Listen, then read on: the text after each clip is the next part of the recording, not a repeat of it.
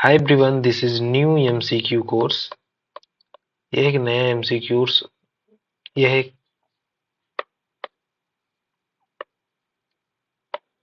Hi everyone, this is a new MCQ course। Okay यह एक नया MCQ कोर्स है। इसके पहले कुछ वीडियोस जो है इमर्जेंस ऑफ साइकोलॉजी पे आई हैं और एक वीडियो जो है लर्निंग पे है। बाकी मैं इस समय कंसिस्टेंट नहीं हूँ, लेकिन मैं प्रॉमिस कर रहा हूँ कि आगे मैं काफ़ी कंसिस्टेंट रहूँगा। ठीक, तो यह जो कोर्स है MCQ कोर्स, यह है यूनिट 4 का है। Unit 4 means biological basis of behaviour, UGC net syllabus पे है। लेकिन यह सिर्फ यूजीसी नेट के लिए नहीं, आपको गेट, सीवीटी, यूजी और सीवीटी, पीजी के लिए इक्वली इम्पोर्टेंट है। आप में से जो जिन लोगों ने नेट दिया है, जेआरएफ के लिए प्रिपेयर कर रहे हैं, या फिर जो लोग पीएचडी के लिए क्वालिफाई थे, नेट के लिए प्रिपेयर कर रहे हैं, जेआरएफ के लिए प्रिपेयर कर रहे हैं, उनको यह बात समझ में आ जाएगी थोड़ी ही देर में, जब मैं कुछ क्वेश्चंस करूंगा कि यह आपको यूजीसी नेट लेवल के क्वेश्चंस को टैकल करने में हेल्प करेगा। और एक सबसे इंटरेस्टिंग बात जो इसमें सबसे इंटरेस्टिंग बात है कि इसमें एडेड पीवाईक्यू है। कुछ इसमें पीवाईक्यू भी बीच बीच में ऐड है। ठीक, तो ये ना सोचिए कि सिर्फ हम एमसीक्यू लगाएंगे जो बुक से निकाले गए हैं या उसको बनाए गए हैं। यहाँ पे पीवाईक्यू भी साथ में कराया जाएगा, इस बात का ध्यान रखिए। तो एक कंप्लीट पैकेज है, कंप्लीट पैकेज है और फ्री है। मैं बार बार फ्री इसलिए बोल रहा हूँ क्योंकि आजकल ठीक छोटी छोटी कोर्स लॉन्च करके 10-10 हज़ार 5-5 हज़ार रुपए लेंगे और कोर्स में कुछ नहीं देते हैं। मैं नहीं कहता हूँ पेड नहीं, पेड चीजें होनी चाहिए, कुछ किसी का एफर्ट है उसे पेड होना चाहिए, पर आप सिंपल एमसीक्यू के लिए, सिंपल चीजों के लिए पेड नहीं बनाना चाहिए। अगर आप पूरा कोर्स लॉन्च कर रहे हैं तो आप पेड कर सकते हैं, पर बहुत बेसिक बेसिक चीजों के लिए पेड के समर्थन में मैं नहीं हूँ। मैं कंप्लीटली आपको फ्री कराऊंगा। यूनिट 4 कंप्लीटली आपके लिए फ्री है और यह वीडियो जो है कंसिस्टेंट रहेगा, कंसिस्टेंटली आपके लिए आता रहेगा। यह एक इन्फॉर्मेशन वीडियो है, प्लस मैं कुछ क्वेश्चंस भी करा दूंगा इस वीडियो में। आगे वाली वीडियो से और भी ज्यादा क्वेश्चंस कराएंगे, हम देखेंगे और भी क्वेश्चंस, अच्छे अच्छे क्वेश्चन देखेंगे। और सबसे इंटरेस्टिंग बात एक और है, ये हिंदी प्लस इंग्लिश दोनों के लिए है। ठीक, जैसे कि आप अभी देख भी रहे हैं कुछ क्वेश्चंस को, यहाँ पे वो हिंदी में भी है और इंग्लिश में, दोनों भाषा में है। तो यह जो है काफी लोगों के लिए बेनिफिशियल हो जाएगा। चलिए अब हम कुछ क्वेश्चंस को भी देख लेते हैं, कि किस तरीके के क्वेश्चंस जो है फ्रेम हुए हैं, और आप इस पे जो है रिव्यू भी दीजिए। ठीक, आप रिव्यू करिए कमेंट में कि कैसे क्वेश्चंस हैं और हमें ये कंटिन्यू कितने क्वेश्चन तक करना चाहिए, 100 क्वेश्चन, 200 क्वेश्चन, 300 क्वेश्चन, ये आप कमेंट करिए। सो पहला क्वेश्चन है, what is the main function of glial cell? Glial cell क्या होता है? आपको पता होगा, ग्लियल सेल जो है हम न्यूरॉन वाले चैप्टर में पढ़ते हैं। ठीक, न्यूरॉन वाले चैप्टर में हम लोग पढ़ते हैं बायोलॉजिकल बेसिस ऑफ बिहेवियर। तो पहला इसमें ऑप्शन है generating action potential. Action potential को जनरेट करने में ग्लियल सेल हेल्प करता है। दूसरा ऑप्शन है supporting and protecting neuron. Neuron को प्रोटेक्ट करने में ग्लियल सेल जो हेल्प करता है। या ऑक्सीजन कैरी करने में न्यूरॉन्स के अंदर जो है ये हेल्प करता है। या फिर conducting motor impulse, motor impulses को कंट्रोल करता है ग्लियल सेल। करेक्ट आंसर क्या है आप कमेंट में लिख सकते हैं, या फिर आप एक रफ और पेपर ले लीजिए, उस पर आप एक एक क्वेश्चंस को करते जाइए। ठीक, तो करेक्ट आंसर इसके लिए हो जाएगा B. B is the correct answer for it, that is supporting and protecting neuron. ठीक, so correct answer is B. चलिए अब नेक्स्ट क्वेश्चन देख लेते हैं। नेक्स्ट क्वेश्चन क्या है, which part of neuron receive input from other neuron? Neuron का कौन सा पार्ट है जो अदर न्यूरॉन से जो है इनपुट रिसीव करता है, या फिर हम कह सकते हैं इंफॉर्मेशन रिसीव करता है। ठीक, इंफॉर्मेशन रिसीव करता है।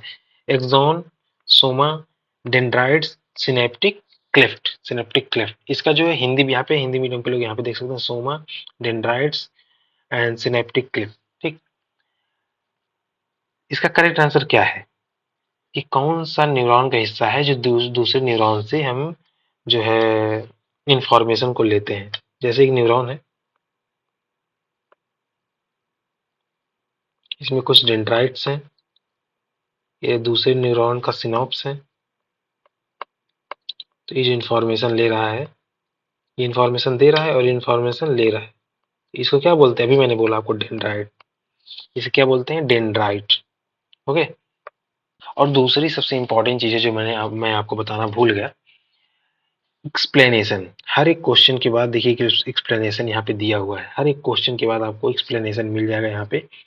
जैसे glial cell do not conduct electric impulses but in instead support nourish and protect neuron, neuron को प्रोटेक्ट करने में हेल्प करता है। जैसे अभी हमने सेकंड क्वेश्चन की बात की, कौन सा न्यूरॉन, अगर कोई न्यूरॉन है वो रिसीव कर रहा है इन्फॉर्मेशन दूसरे न्यूरॉन से, तो उसे कौन सा पार्ट होता है, उसे डेंड्राइट्स बोलते हैं। डेंड्राइट रिसीव करता है chemical signals from other neuron and convert into electrical impulses. थोड़ा अलग एक्स्ट्रा इन्फॉर्मेशन भी यहाँ पे है। ठीक, ये सेकंड क्वेश्चन हो गया। थर्ड क्वेश्चन देख लेते हैं। The resting potential of A neuron is typically around. Resting potential क्या होता है, ये आपको थ्योरी वाली क्लास में बताया जाएगा।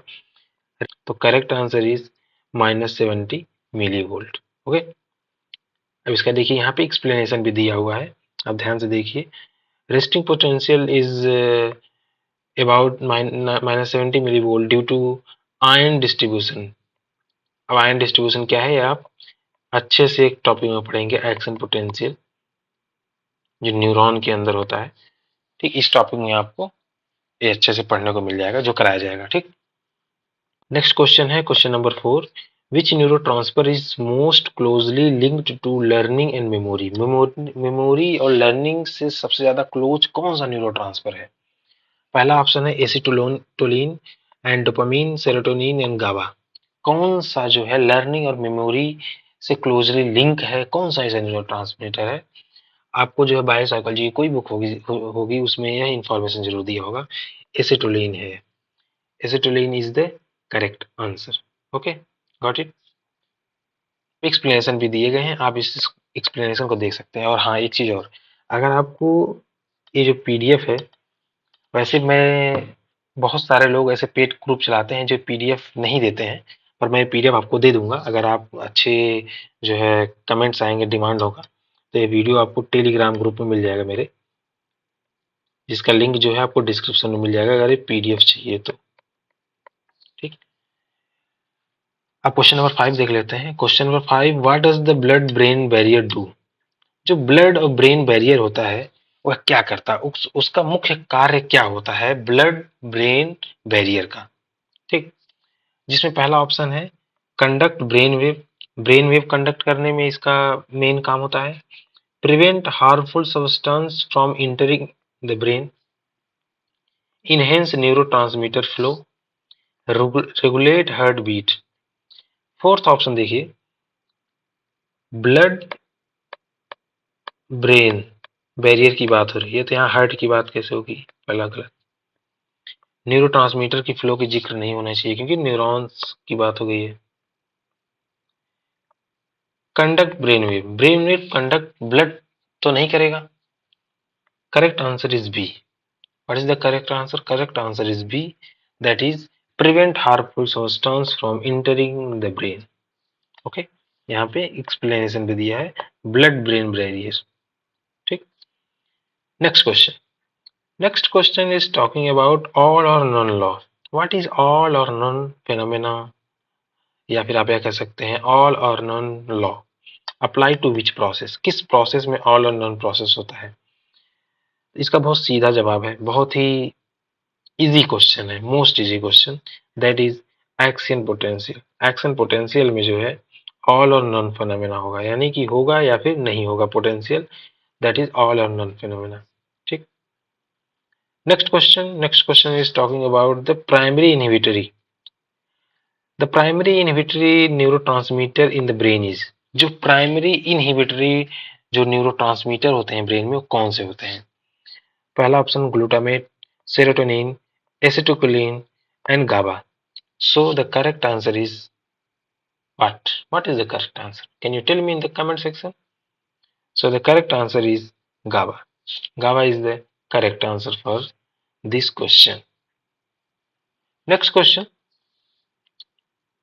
मैंने अभी आपको बताया कि इस जो है पीडीएफ में पीवाईक्यू भी ऐड किया गया है, यहाँ पे उसका स्टिकर भी लगा देखिए, ये है पीवाईक्यू। अब एक पीवाईक्यू भी देख लेते हैं। Which brain structure regulates vital function like breathing and heart rate. जैसे सांस लेना और दिल का धड़कना, यह कौन सा ब्रेन का स्ट्रक्चर है जो इसे रेगुलेट करता है। ठीक, A is hippocampus, medulla oblongata, thalamus, amygdala. कौन सा इसमें है करेक्ट आंसर? आप कमेंट करिए। The correct answer is, what is the correct answer? Can you tell me in the comment section? The correct answer is medulla oblongata. Now the next question, question number 9, dopamine is primarily involved in, dopamine जो है निम्नलिखित में से किस में involve होता है, किस प्रोसेस में, किस फंक्शन में इन्वॉल्व होता है? Sleep regulation, hunger, reward and motivation and pain processing. किस चीज में डोपामीन जो है प्राइमरीली इन्वॉल्व होता है? What is the correct answer? The correct answer is reward and motivation. Reward और मोटिवेशन के प्रोसेस में डोपामिन जो है मेन फंक्शन करता है। अब कैसे करता है आपको थ्योरी क्लास में देखनी है। बेसिकली रिवॉर्ड और मोटिवेशन में डोपामिन कैसे होता है, जैसे हम गेम खेलते हैं कोई, तो थोड़े थोड़े समय पे रिवॉर्ड मिलते हैं, उसे डोपामिन रिलीज होते हैं। That is the things which this question is talking about. Okay, now the last question of today's. आगे जो है हम और 20 क्वेश्चन, 25 क्वेश्चन, 30 क्वेश्चन करने की कोशिश करेंगे, पर आज कम क्वेश्चन है। ठीक, क्योंकि आज अनाउंसमेंट वीडियो से प्लस कुछ क्वेश्चन भी इसमें करा रहे हैं, ताकि आपका ये वीडियो देखना का पर्पज जो है वो जो है वेस्ट ना हो, कोई पर्पजफुल ही रहे। Question number 10, which of the following method give a 3D image of brain structure? Brain structure का 3D इमेज जो है कौन सा मेथड देता है?